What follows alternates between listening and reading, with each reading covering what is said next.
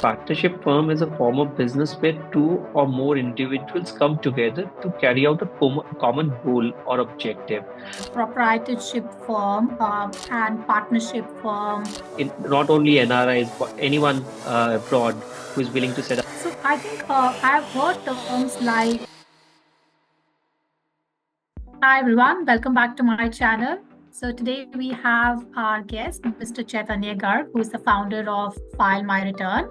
And Mr. Garg has been with us for past many weeks. We have covered a lot of videos centered around NRI taxation and financial topics. And today I have another topic which is very, very relevant for the NRI community. And if you want to leverage the entrepreneurial culture back in India, and if you want to set up a business in India, then we will be discussing that what are the requirements to set up a business back in India, what are different structures that you can leverage, what are the compliance requirements, and so on.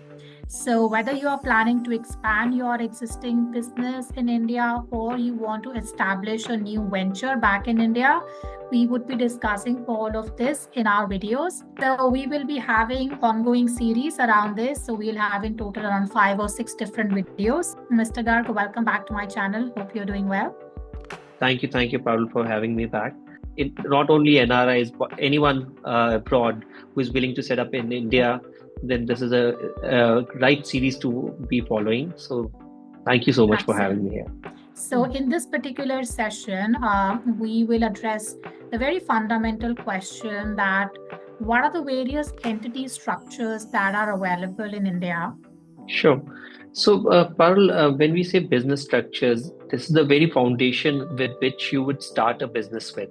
So, whether you would like to go very solo on a solo journey, you would like to set up that business is completely controlled, owned, and by you solely, or you would like to do something in a partnership kind of an environment, or in a partnership with limited liabilities, or in a very, very formal way where the company or the entity structure is separate from the promoters. So it's a separate organization altogether. It has a distinct identity of itself. So those are the kind of structures we talk about.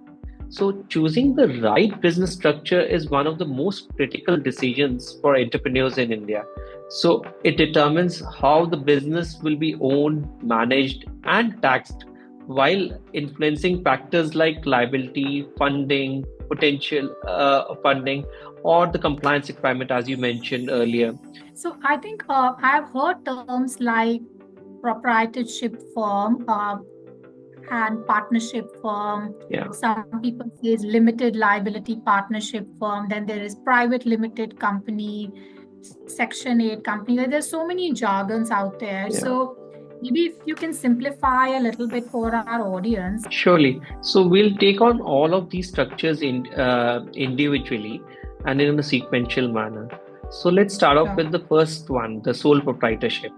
As I was saying, that if one wants to embark on a journey, an entrepreneurial journey on a solo basis, then sole proprietorship is the one entity structure which is the most relevant for him. The business which will be owned, managed, and controlled by the single individual who will be known as the proprietor, since he's solely responsible for owning, managing, and controlling the business. So that's why this entity structure is known as sole proprietorship. So there are some key considerations which, if you're embarking on a sole proprietorship journey, then you should be aware of. As I said, the ownership and liability is of the sole proprietorship firm is solely of the individual. So there's no distinction as such between the entity or the individual. Then he will have no partners or shareholders in his entrepreneur. Then there is very, very minimal compliances which are required to be met. Whatever you are earning, you need to file your taxes on time, your tax returns on time. So it's completely solely driven by the individual that way. Then when you're applying for any kind of registrations, then it will require the individual's identity proofs. In terms of, let's say, if you're going to apply for a goods and service tax number with the GSTN registration, so then your individual's PAN card and Aadhaar card would be required to apply for that GSTN number. You said that sole proprietorships are probably the easiest to set up. So what are some of the key considerations, let's say, an entrepreneur should keep in mind when choosing this structure? And most importantly, this structure of sole proprietorship is relevant for what kind of entrepreneurs?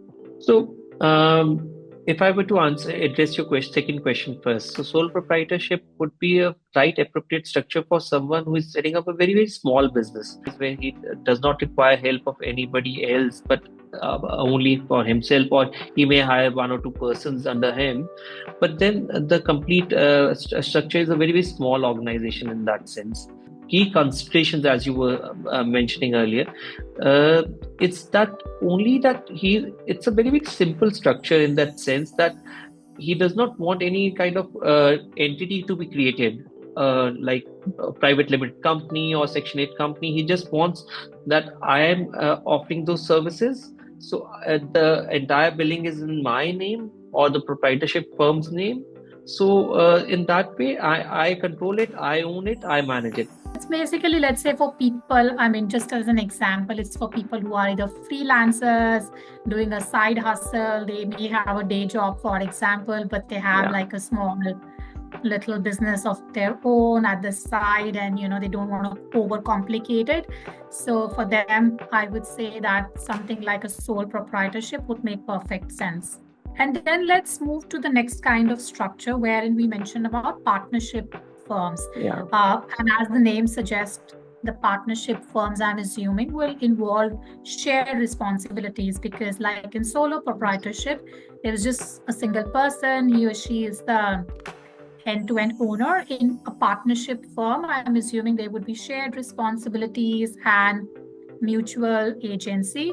So how is this different to, let's say, sole proprietorship, and how does this impact the decision-making process, and what are different liabilities of different partners in a partnership firm?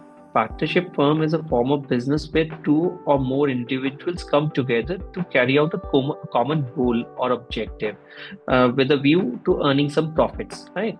So partnership firm is governed by the Partnership Act of 1932 in India. This partnership firm, then the partners will also need to contribute their capital. They will have to share the profits and losses equally. They would have to contribute their time, their knowledge, acumen to the business, and then they jointly have to manage the operations of the business. So when we talk about the decision making or the key features of the partnership firm, then let's cover it point by point. So first and foremost, what would be required is the partnership agreement. That agreement will define the terms and conditions which will govern the partnership. That will define the capital contribution, the profit sharing ratios, the decision making authorities, and the duration of the partnership. Then for the partnership firm, as I said, that at least two individuals are required. So they can be as many partners as they want. There's no upper limit on the number of partners. It solely depends on the partnership and also on the local laws, if any. Then mutual agency is one of the fundamental principles of partnership. It's so each partner is an agent of the firm and has the authority to bind the partnership with his or her decision being made on the behalf of the partnership firm. So partners in a partnership firm, they have unlimited personal liabilities also for the debts and obligations of the partnership firm. So if the firm is not able to meet their liabilities, then partners' personal assets will also be used to settle the debts of the partnership firm. So in that sense, these are the key considerations which one should be aware of while setting up his partnership firm in India. I have like a couple of follow-up questions on this one. Sure.